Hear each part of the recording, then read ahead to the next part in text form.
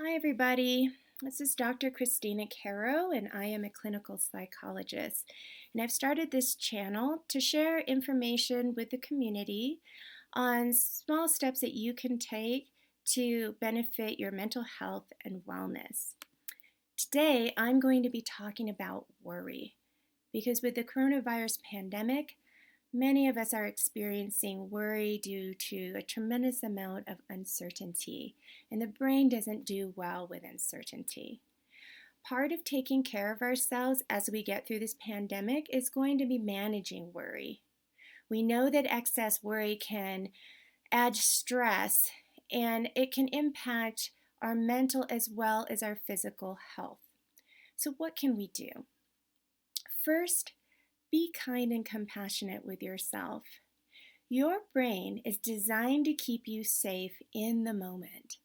But excess worry is what I call a positive intention poorly executed. Instead of functioning as a helpful alert system to motivate you to take actions to stay safe, excessive worry arises when the mind is dwelling on the past or trying to predict the future. Excessive worry becomes an endless loop that can leave you feeling incapacitated with fear and anxiety. So, what you want to do is approach worry as a mental check-in for any needed action in the present. Am I practicing social distancing? Check. Am I washing my hands after going to the grocery store or gassing up the car or touching some questionable surface? Check. Do I have the recommended 2 weeks of food ready in case I or someone in my family has to be quarantined? Check. Did I fill out my weekly unemployment verification? Check. Did I apply for family paid leave if your kids are out of school, or for sick leave if I'm currently working and I'm sick or I have to be quarantined? Check. If you are able to confirm that you have taken the actions that you need in the moment, then say, "Thank you, brain," and recognize that your brain is doing a good job. Now, how do you know if your brain has gone off the rails and is experiencing unhelpful and excessive worry and rumination? You may notice that your brain doesn't quiet down after your mental check-in. You may notice that you're thinking about endless what ifs or catastrophizing. You may find yourself compulsively checking your phone for the latest posts or watching endless hours of cable news. Your brain may be telling you scary stories about the last time there was a recession or drumming up dread and angst. Or your brain may be endlessly imagining this bad outcome or that bad outcome, keeping you up at night and creating a sense of feeling overwhelmed. This is not helpful. Science educator and author David DeSalvo wrote a great book that I would highly recommend called "What Makes Your Brain Happy and Why You Should Do the Opposite." When your brain is freaking out, it thinks that being glued to cable news and searching social media for more information is helpful, but it's not. Remember, when your brain is doing a good job, it is assessing what is needed right now and moving you to action.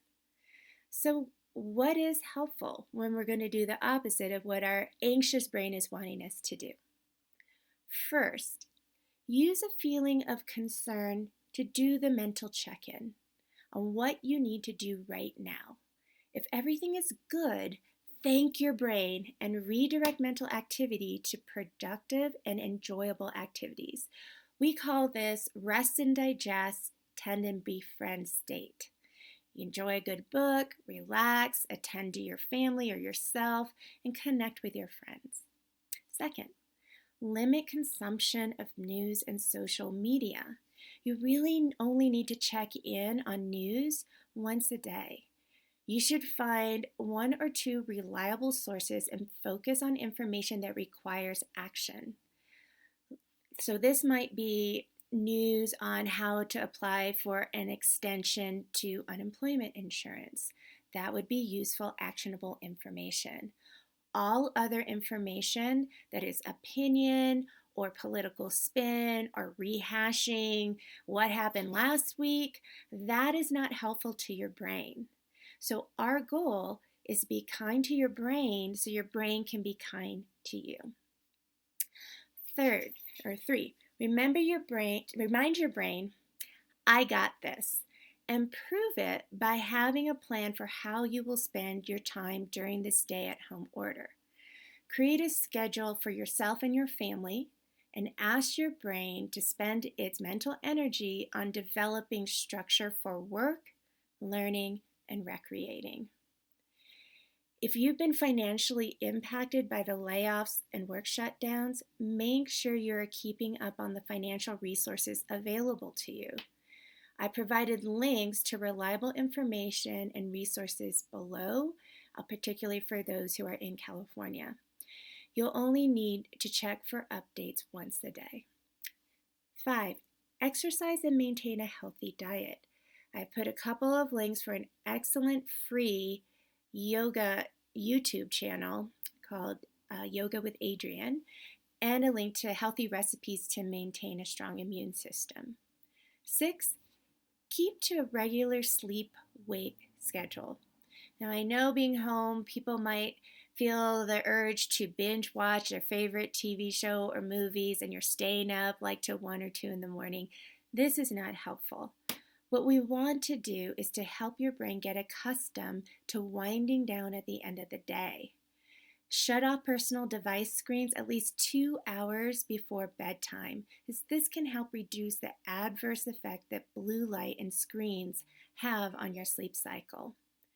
7, and finally, find a way to help the people you care about. Researchers have found that targeted generosity, and that means generosity towards like specific people or organizations that you care about, actually calms the part of the brain that produces anxiety. So I hope that these tips are helpful. Please stay tuned for new episodes coming up and click the subscribe button below. Thank you and have a great day. Bye.